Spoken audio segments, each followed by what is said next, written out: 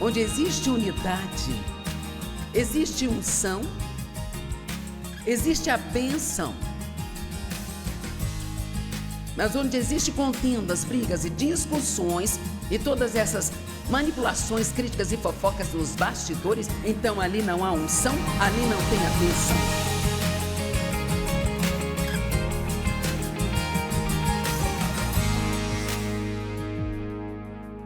Como eu disse, a corrente de raiva é o mais perigoso. Eu realmente frequentei uma igreja há um tempo que eu vi ser destruída por causa de contendas.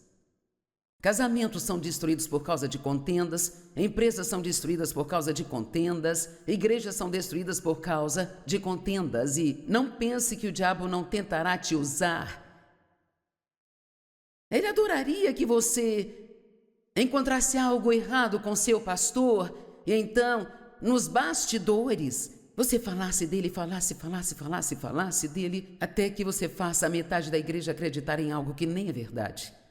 Então aí, quando você recebe o relatório de um médico dizendo que você tem câncer, você corre para o pastor para que ele ore para que você tenha um milagre. A oração de concordância só pode ser feita por pessoas que concordam. Não é você ficar brigando com alguém o tempo todo e quando precisa de um milagre, então você vai e pede que concordem com você sobre aquilo. A contenda destrói muitas coisas. Esta igreja que frequentei foi nos anos 80 e muitos de vocês podem nem se lembrar disso ou nem mesmo saber a respeito, mas houve um movimento chamado Movimento do Pastoreio e sempre acontece alguma bobagem, mas eles assumiram a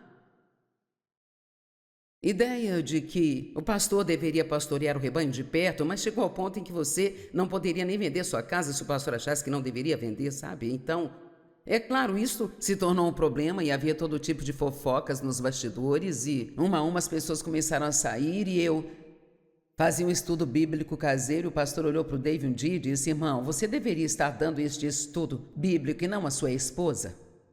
Então, nós tentamos. Não funcionou, eu não conseguia manter minha boca fechada e o Dave não conseguia abrir a dele. Então, não funcionou.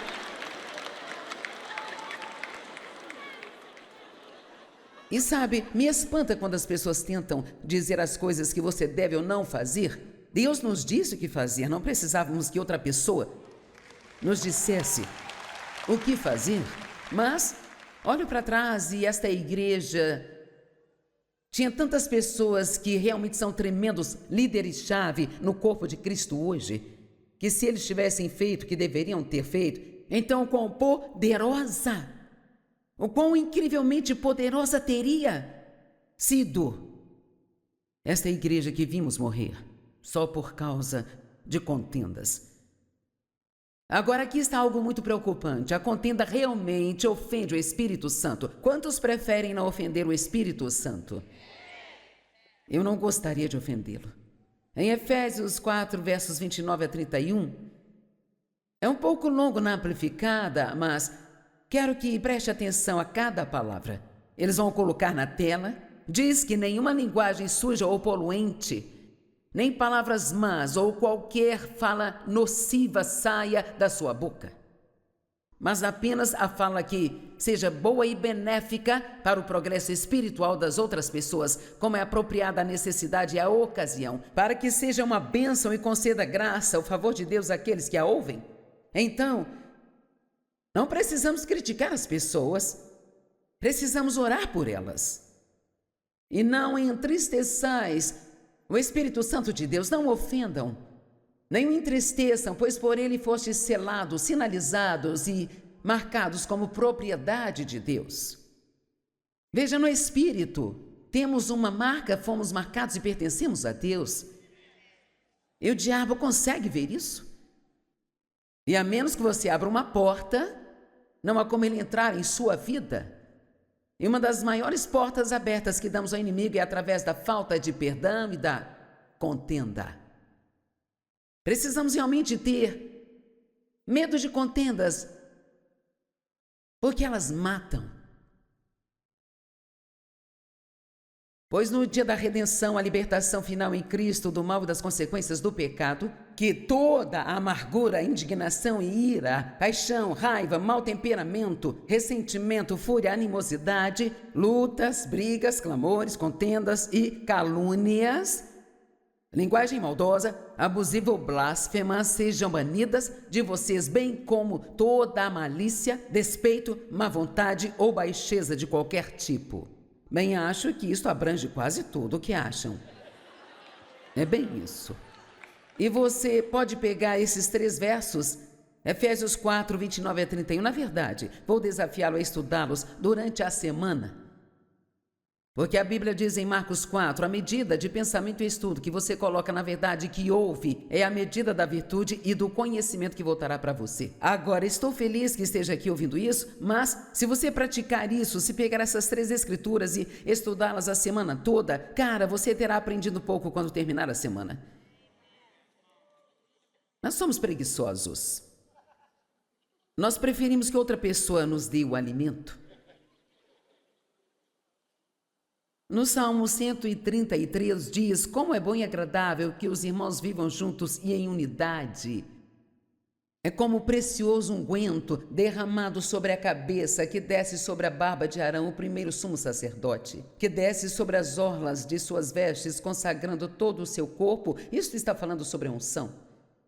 Quando eles ungiam os sacerdotes e os profetas, eles derramavam óleo. Eles não só faziam assim, não colocavam só na testa, eles derramavam todo o óleo sobre eles. Então, se eu ler isso da maneira como eu vejo, onde existe unidade, existe unção, é como o orvalho do alto do Monte Hermon que vem sobre as colinas de Sião, pois ali onde há unidade e acordo, ali o Senhor ordena a sua bênção. Vamos lá. Quer ter uma vida abençoada? Tire a falta de perdão do seu coração.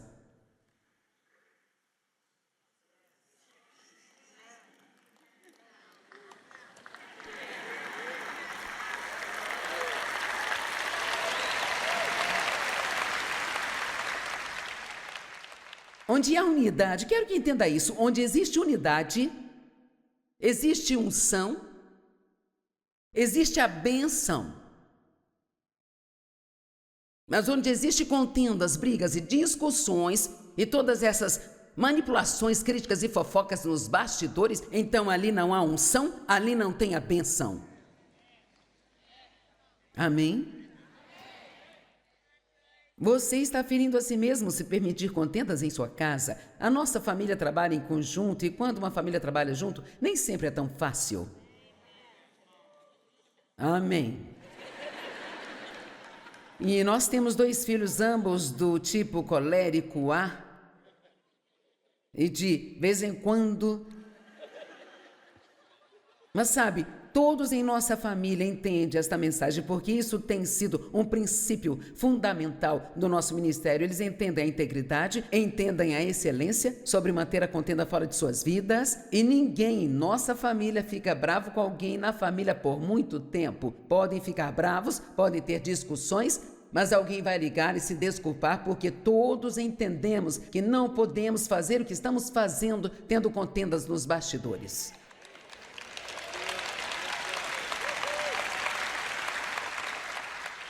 E nós dizemos isso às pessoas quando vêm trabalhar conosco. Nós as ensinamos o que fazemos sobre esses assuntos e dizemos que eles são muito importantes para nós. Mas se elas causarem contendas, nós as corrigiremos uma vez. Mas se ainda assim continuarem, as mandaremos embora.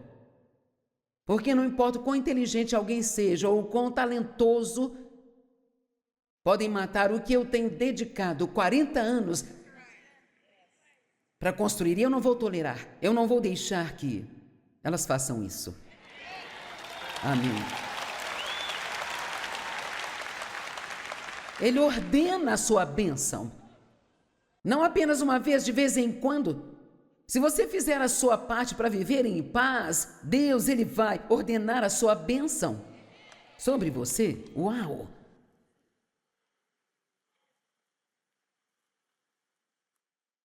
Agora, a unidade requer humildade. E, cara, isso é difícil. Sabe, de todas as virtudes cristãs, para se ter, a humildade é realmente a mais difícil. O orgulho está por trás de todo o pecado. Em Gênesis 13, nós temos um maravilhoso relato de algo que aconteceu entre Abraão e Ló. E a humildade que Abraão demonstrou foi surpreendente. E começando no capítulo 13, verso 1, diz: Então Abraão saiu do Egito, ele e a sua esposa, e tudo o que ele tinha, e Ló foi com ele, para o sul do país de Judá, o Neguebe. Agora, Abraão era extremamente rico em gado, prata e ouro. E então ele viajou do sul do país de Judá, o Neguebe, indo para Betel, onde antes já havia armado o acampamento entre Betel e Ai, onde pela primeira vez tinha construído um altar, e ali Abraão invocou o nome do Senhor. Mas Ló, que foi com Abraão, também tinha rebanhos, ovelhas e tendas. Abraão tinha todas essas coisas e Ló também tinha coisas. Mas eu quero que você tenha em mente que Ló não teria tido nada se não fosse Abraão.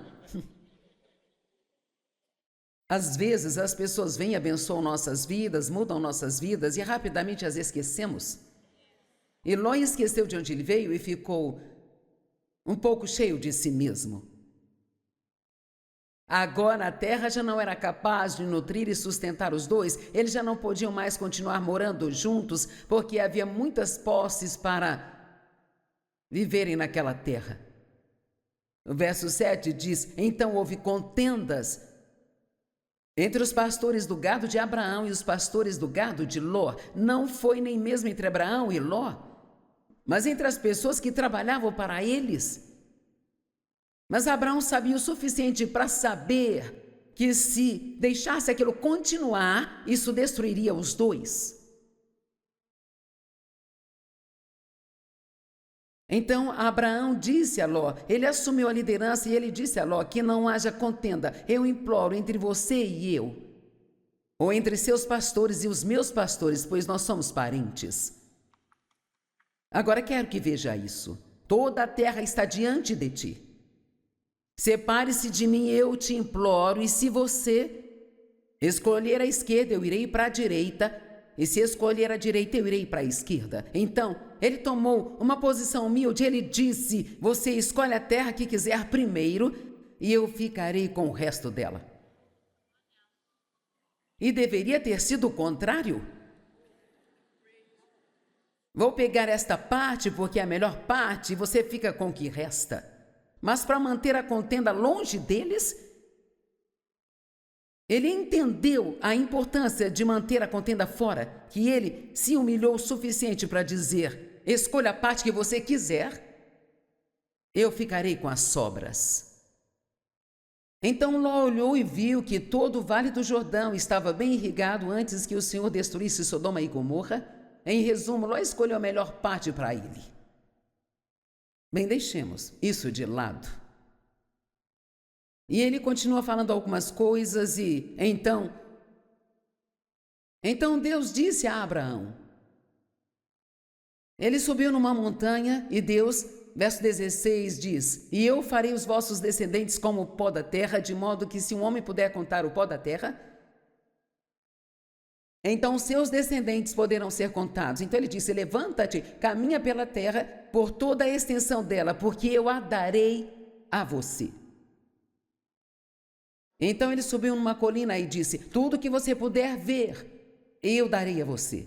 Então ele assumiu uma posição humilde e deixou Ló escolher qual era a melhor parte. Mas veja, Abraão foi inteligente o suficiente para saber, agora ouça, ele foi inteligente o bastante para saber que se ele fizesse aquilo que Deus gostaria, então Deus sempre cuidaria dele.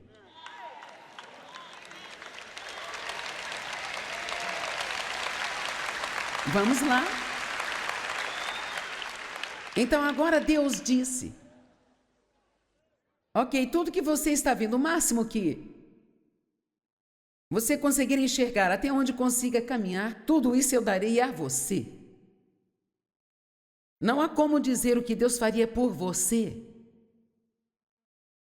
Se você realmente assumisse um compromisso hoje,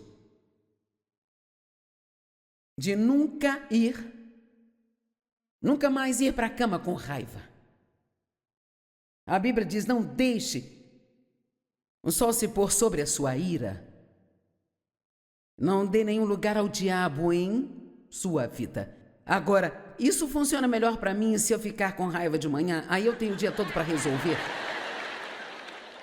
É mais difícil se você ficar bravo às 7 ou 8 da noite, porque não tem muito tempo para resolver.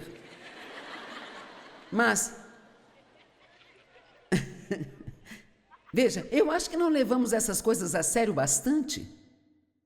E estas não são apenas pequenas histórias bíblicas fofas, isto é a sua vida. E se vamos fazer isso, vamos fazer direito. E vamos deixar que Deus nos abençoe e que o mundo veja isso. E que eles tenham ciúmes e inveja do que nosso Deus está fazendo por nós. Amém? Mas sabe quantas pessoas fariam isso? Bem, seu pirralho, eu não vou te dar a melhor escolha. Você não tinha nada até que eu te desse o que você tem?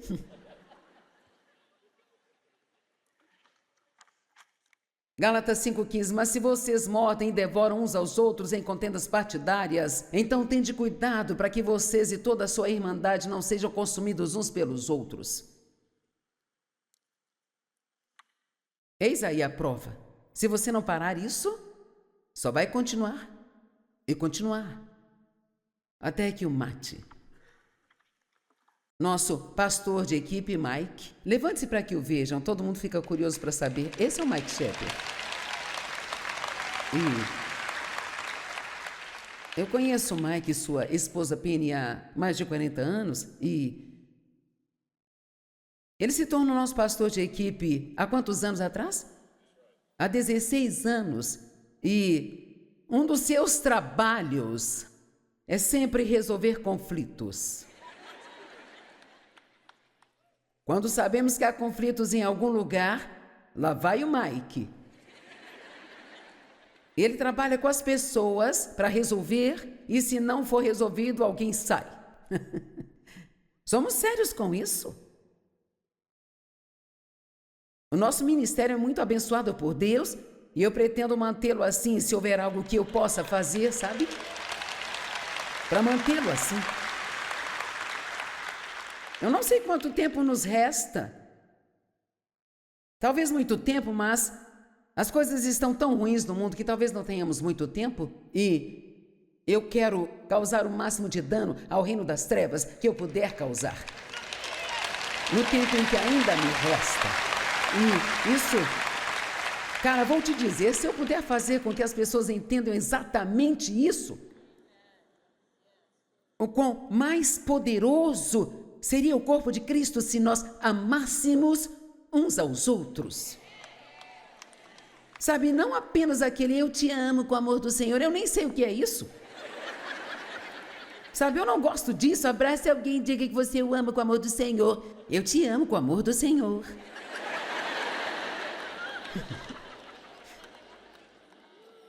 Eu posso te comer vivo quando vejo você com meus amigos, mas eu te amo com o amor do Senhor. Mas onde está você quando eu preciso de ajuda com a mudança?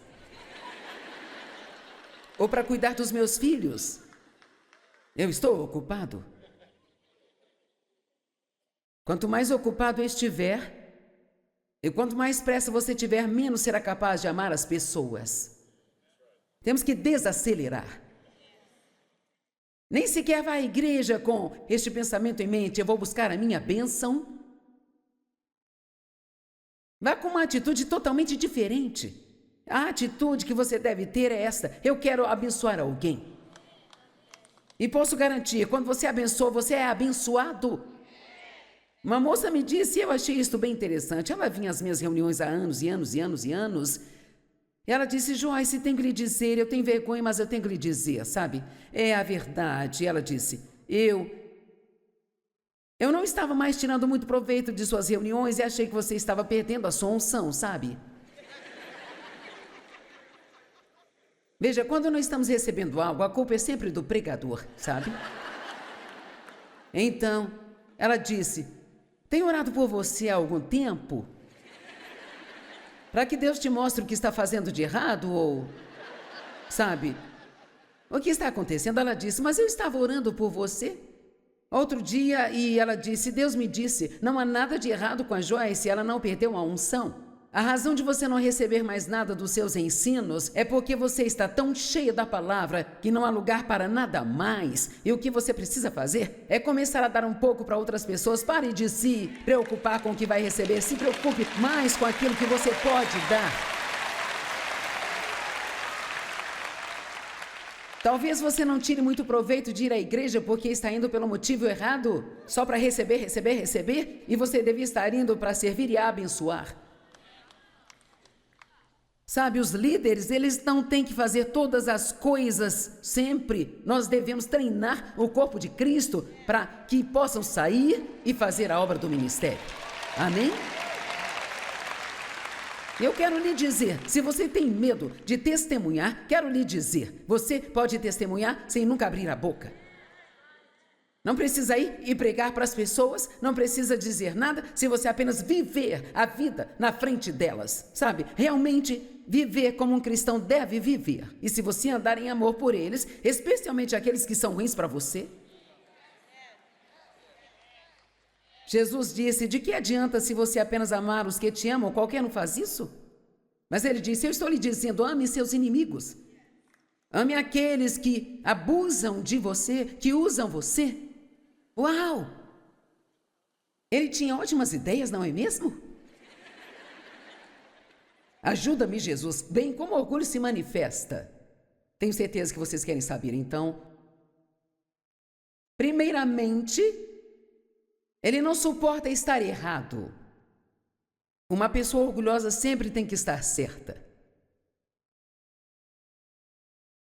Ela tem que dar todas as suas opiniões. Não é grata, mas se sente no direito.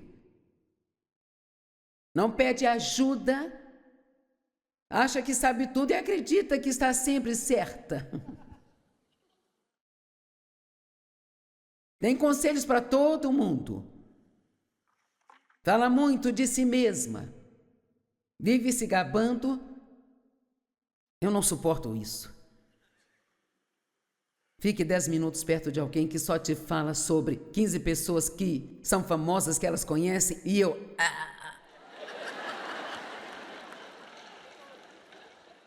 Deve jogar a golfe com alguém daqui a 3 semanas. Se eu lhe dissesse o nome, você ficaria... Mas se eu dissesse que ele iria jogar com o Zé da Silva, você não diria nada.